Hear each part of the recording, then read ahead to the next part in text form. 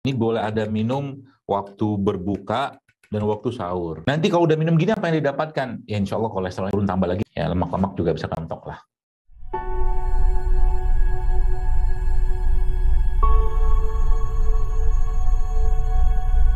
Nah ini saya bawa contoh ya. Di depan Bapak Ibu ini ada apa ini? Ini ada talas ya. Talas. Ada ubi, ada talas. Nah, talas ini kan sebenarnya, Masya Allah, salah satu makanan lokal kita yang juga sangat enak ya. Ini kayak saya udah siapin, saya bela-belain ini buat acara ini. Saya tadi ke pasar beli kelapa. Demi atau acara kita ini, Masya Allah. Cicil. Nah, saya kasih garam. Ya, ini garam. Oke, lalu saya kasih ini namanya, ini sebenarnya bukan gula aren ya, ini bukan gula kelapa, tapi namanya ini belum pernah saya share, tapi belum kayak keluarin ilmunya, namanya jaggery. Ini gula tebu, tapi gula tebu yang beda dengan gula biasa ya. Nah, diolahnya ya. Nah, ini kan saya aduk-aduk begini.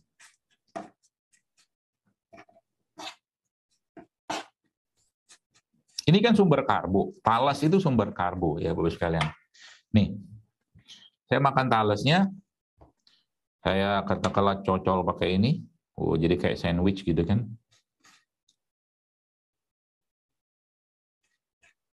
Terus kalau udah lihat makanan tuh pada diem gitu. Ada gini aja deh. Ini ya. Bisa imajinasi dok. Pak Rija, Masya Allah Pak Rija. Ini Pak, nanti Bapak coba dong Bapak. Ini ada talas, saya rebus. Kayak gitu kan. Nah, kalau maji SRN mah nggak ada urusan sama minyak-minyakan. Ada minyak, alhamdulillah. Ya minyak sehat. Ya nggak ada minyak, kau seringnya rebusan kok daripada yang di... Jadi kalau lemak pun, lemak yang sehat. Nanti saya ajarin cara makan kurma yang benar. Bukan benar, tapi makan kurma naik kelas lah, bahasanya gitu. Nah ini, karbonya dapat. Karbonya ya. Seratnya kita tahu talas itu kan seratnya banyak, bahkan anti kankernya ada. Karbonya juga dapat, tapi bukan karbo olahan kayak gula pasir gitu. Kemudian di sini juga ada kelapa salah satu lemak yang sangat baik ya, protein, Masya Allah serat tinggi. Kemudian saya tambahkan garam sebagai sumber mineral dan saya tambahkan lagi tadi gula tebu itu kan, Masya Allah kalau kita makan. Saya cobain, Bismillah.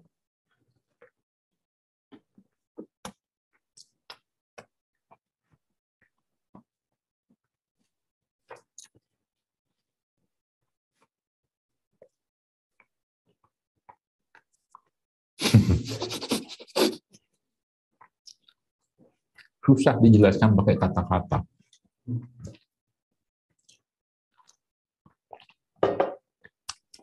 Apa susahnya masjid bikin beginian daripada bakwan? Hah? Ya kan? Kadang-kadang kita tuh nggak mau aja. Apakah ini bukan makanan kelaziman kita? Ini makanan kelaziman kita. Aslinya orang Indonesia itu kan nggak kenal dengan tepung terigu-teriguan. Kita zaman dulu ada singkong, ada talas, ada ubi, ada jagung. Kita nggak kenal dengan gluten-glutenan aslinya. Tapi karena udah masuk dia, ya udah lidah kita udah terjerat dengan rasa-rasa dari terutama lemak-lemak trans tadi. Itu Masya Allah ya. Jadi termasuk juga ya kayak begini ya, kalau sudah ada nih telur ya, saya punya telurnya. Ini saya sengaja rebus nih, bukan buat Pak Rija, karena kalau saya kasih Pak Rija kejauhan. Ya buat saya tentunya. Pak Rija lihat aja dan rasakan gitu, dari kejauhan. Ini Pak, Masya Allah ya, telur ini salah satu sumber omega 3, DHA, segala macam yang sangat luar biasa. Ya, jadi kalau kita udah ngerti cara makannya ya, maksudnya cara makan tuh pola makan yang benar, kita nggak neko-neko kok sebenarnya. Ya, kayak telur kayak begini, ini kan Masya Allah ya. Ini telur sehat ya, bukan telur biasa. Ya, waktu Anda berbuka itu, sedikit Anda makan karbo begini, nanti terus Anda makan lagi telur kayak begini, malah kasih sambal dikit, sambal apa? Garam. Saya memang sengaja nggak makan tadi pagi. Makannya sekarang. Simpel kan simpel. Enak. sehat-sehat. Sesimpel itu coba. Makan begini aja. Ini efeknya ke badan luar biasa loh. Itu saya bilang tadi. Jadi kalau udah ngerti, katakanlah kita, oh ternyata segitu doang makan sehat. Iya segitu doang, serius. Nggak seribet yang dibayangkan banyak orang. Tadi saya sudah jelaskan, ada minum kayak begini kan gampang tuh. Kalau ini katakanlah susah dapat madu, udah pakai air kelapa tua tuh bisa. Air kelapa tua kan biasanya di pasar-pasar malah dibuang. Ya, itu Ramadan pakai itu buat minum. Itu kasih garam, kasih madu, atau kalau nggak ada madu kasih gula kelapa atau gula Jawa tuh, masya Allah ngasih hidrasi yang luar biasa ke badan. Bahkan apa ya? Sebenarnya ketika kita sudah ngerti esensi puasa itu, sebutir kurma kayak begini, ini kurma nih, saya kasih tahu ilmunya sedikit. Kurma nih, kan dia karbohidrat, gula. Gula itu ya tentunya kalau apalagi kurma sebagai salah satu sumber gula yang sangat tinggi ya, atau mungkin 75% isi kurma ini kan gula. Nah, supaya kurma ini memberikan efek tidak terlalu membuat banjir gula ke dalam tubuh kita, maka kita makannya dengan minyak atau lemak. Nah, ini salah satunya. Ini bukan mentega, tapi ini namanya grass fed unsalted butter. Jadi butter yang tidak dikasih apa, ini dari lemak hewan ya, dari awal dari susu juga. Jadi ketika Anda makan kurma kayak begini, ya, dan ini pernah dicontohkan oleh Rasulullah SAW. Ya, apa yang terjadi? Kurma ini akan menjadi sangat powerful ya ke diri kita dan tubuh kita, dan dia tidak menyebabkan nanti sembelit juga kalau kita makannya misalkan agak khilaf, agak banyak, gitu kan, karena ada lemak di situ. Benar kan semudah itu. Apalagi, saya coba makan dulu ya.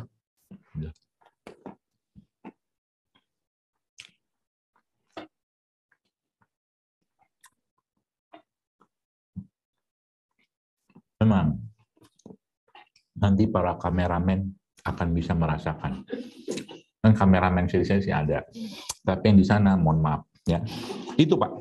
Dan lagi, ini salah satu cara, saya kemarin nyoba juga, ini bagaimana kurma ini bisa lebih kuat lagi terserap. Ternyata, saya nyoba waktu itu, makan kurmanya pakai ini. Bisa juga kalau nggak pakai ini ya, pakai, tadi juga bisa, ini apa namanya, kelapa ini.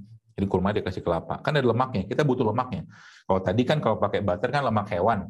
Kalau pakai ini kan jadi lemak dari lemak nabati. Bagus nggak? Bagus juga, karena kelapa itu sangat sehat daripada, misalkan ya, saya kalau boleh saran, daripada Anda ngemil atau mungkin bala-bala waktu berbuka puasa, kan lebih baik kalau boleh saya komparasi gitu kan, dengan satu keping katakanlah segini gitu kan, kelapa tua yang dibuat parut itu Anda lebih baik ngemil itu daripada ngemil bala-bala tadi. Bismillah. Paham ya? Jadi sesederhana itu. Terus saya makan dulu.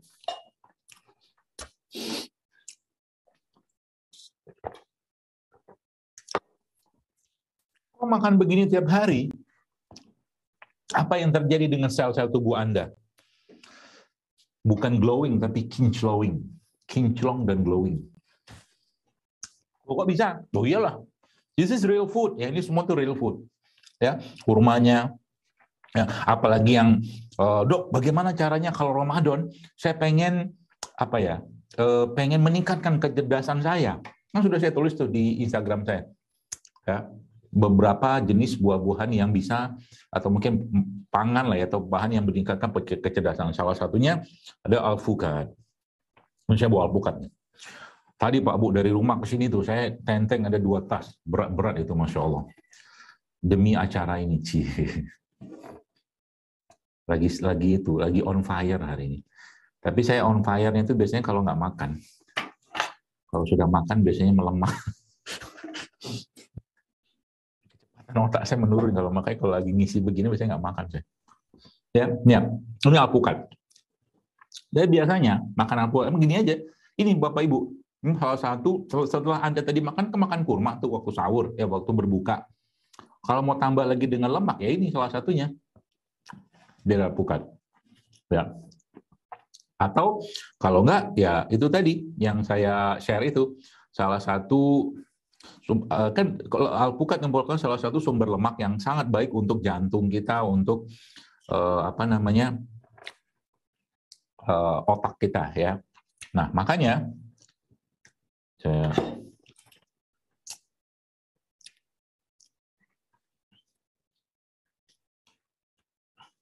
Nah, dikit aja ya. Jangan lupa kasih garam lagi dikit. Terus kasih apa lagi yang dokter tadi maksud? Nah, ini dia, blueberry. Blueberry, salah satu buah yang disebutkan oleh para ilmuwan yang sangat baik dalam meningkatkan atau mood booster dan meningkatkan fungsi kerja otak. Gitu. Terus bisa lagi tambah lain? Oh bisa, kalau mau tambah madu dikit. Kita aja, jangan terlalu manis. Ya, biar kita merasakan sedikit pahitnya kehidupan. Enggak lah. Kemarin saya makan ini, bos, nggak tahu pas lagi acara apa gitu kok. Menurut saya, meskipun ini subjektif ya, menurut saya kok kecepatan berpikir saya tuh meningkat. Tapi mungkin iyalah, karena memang makanan-makanan kayak begini efeknya tuh cepat loh. Makanan tuh sejatinya memang meningkatkan kecerdasan. Ya? Makanya salah satu makanan yang banyak digunakan oleh para ilmuwan, bukan ahli ilmu ya, ulama-ulama Islam itu kan adalah kismis. Ya, kismis itu salah satu yang sangat sangat banyak dipakai mereka. Ya, seperti ini. Sesimpel itu doang, nggak perlu dokter nggak di blender, nggak usah di blender. Kalau di blender ya otomatis kunyahan kita nanti nggak dapat. Kalau saya lebih senang buah-buahan itu kalau bisa Anda makan aja, kunyah aja. Kayak begini kan gampang tuh.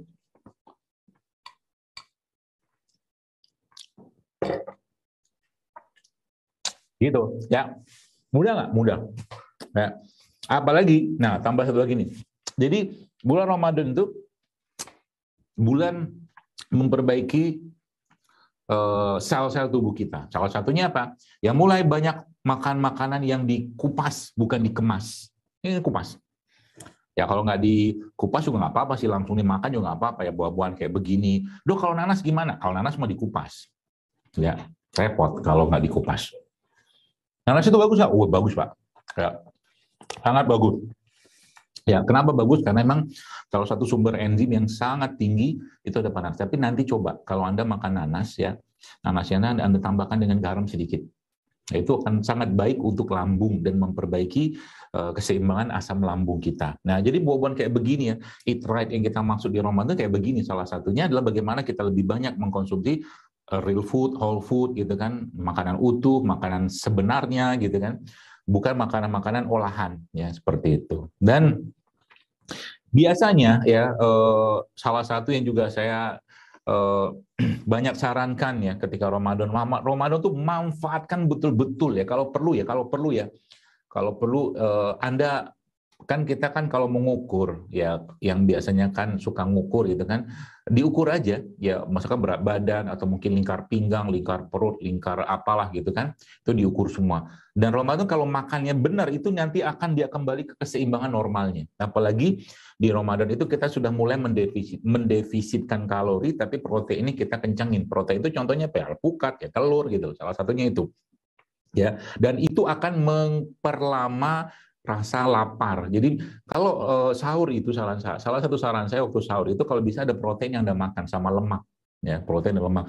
Bolehkah ada karbonya? Boleh, silakan aja. Ya, termasuk juga Anda berikan herbal nih saya sudah siapkan herbal yang menghangatkan.